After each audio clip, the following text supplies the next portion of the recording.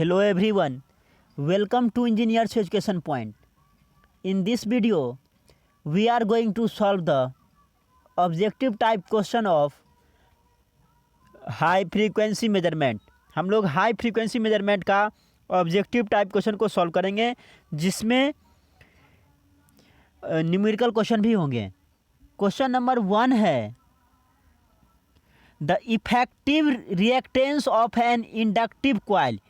Inductive coil का effective reactance क्या होता है? Decreases because of stray capacitances as the frequency increases. Frequency जो है, जो इफेक्टिव रिएक्टेंस होता है इंडक्टिव कॉइल का, वो डिक्रीज करता है। किसके कारण? स्ट्रे कैपेसिटेंस और फ्रीक्वेंसी में इंक्रीज करने के कारण। ऑप्शन कौन सा हो जाएगा? बी हो जाएगा। क्वेश्चन नंबर 2 है, the effective reactance of an inductive coil. Inductive coil का इफेक्टिव रिएक्टेंस क्या होता है? Increases due to stress series inductances as frequency increases. Option कौन सा हो जाएगा? ए। क्वेश्चन नंबर 3 है, the effective resistance of a coil at high frequencies is more than its DC resistance on account of skin effect, proximity effect, eddy current losses, all of the above. All of the above हो जाएगा सभी के कारण। Question number 4 है,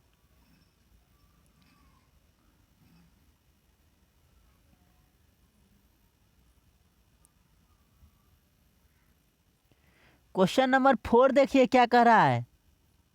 a series RLC circuit is used for measurement of inductance of a coil using resonant method. Resonance conditions are produced by varying the capacitance. A thermoelectric type ammeter is used in series with the circuit. Also, an electronic voltmeter is connected across the tuning capacitor.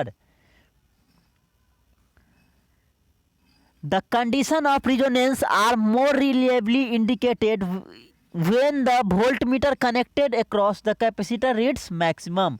Option कौन सा हो जाएगा? 4 का B हो जाएगा। Question number 5 है,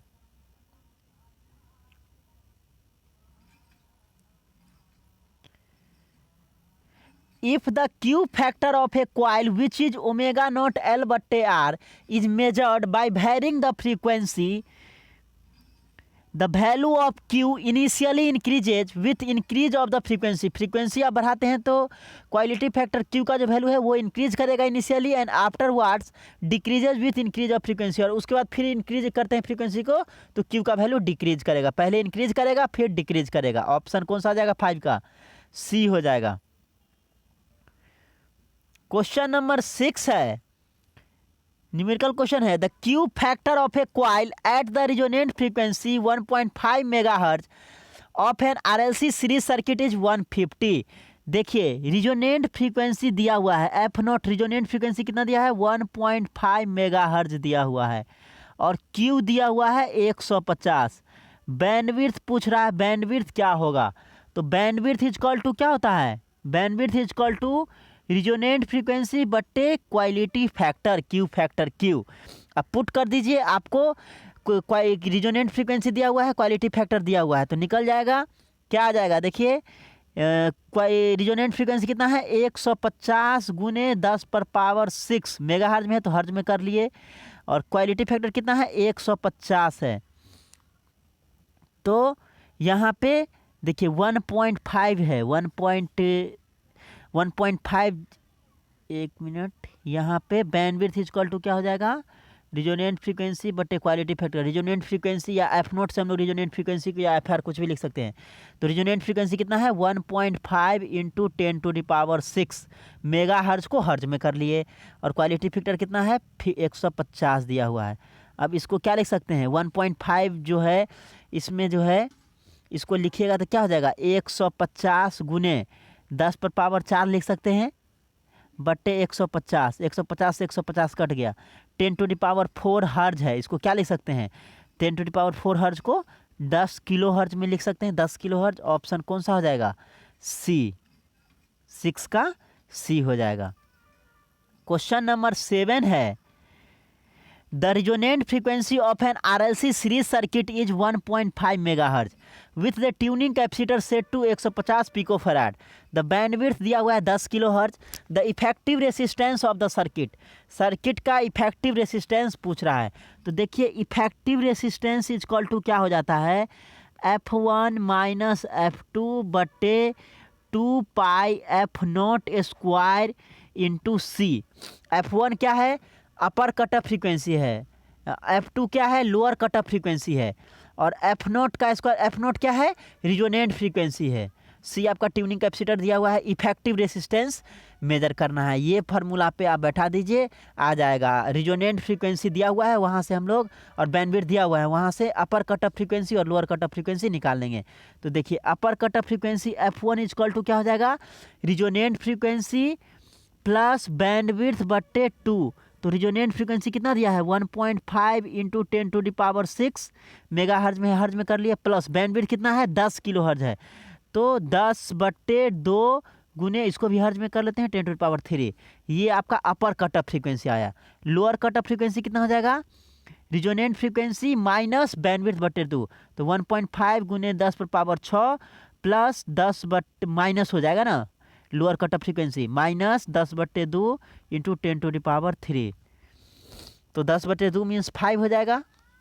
अब देखिए F1 माइनस F2 निकालना है, तो F1 माइनस F2 क्या हो जाएगा, 1.5 into 10⁻6 plus 5 into 10⁻3 minus 1.5 into 10⁻6 और माइनस माइनस प्लस हो जाएगा 5 इंटू 10⁻3, तो ये कट जाएगा, और 5 10⁻3 और प्लस 5 10⁻3 कितना हो जाएगा, 10 इंटू 10⁻3 हर्ज में आ जाएगा। F1 माइनस F2 आपको आ गया 10 इंटू 10⁻3 हर्ज आ गया। अब हम लोग रिजोनेंट फ्रीक्वेंसी भी दिया हुआ है, देखिए तो इफेक्टिव रेसिस्टेंस इक्वल टू क्या हो जाएगा, F1 माइनस F2 बटे 2 पाई F0 स्क्वायर इंटू सी। पुट कर दीजिए सब वैल्यू।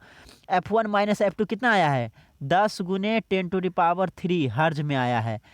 2 इंटू पाई, पाई का वैल्यू 3.14 रख सकते हैं, 3.14 इंटू F0 स्क्वायर, तो F0 कितना दिया हुआ है, 1 पॉइंट, रिजोनेंट फ्रीक्वेंसी कितना है 1.5 इंटू 10⁻6 का होल स्क्वायर इंटू सी का वैल्यू कितना है, सी दिया हुआ है आपको 150 पिको फैराड, तो 150 गुने 10⁻12 फैराड में आ गया।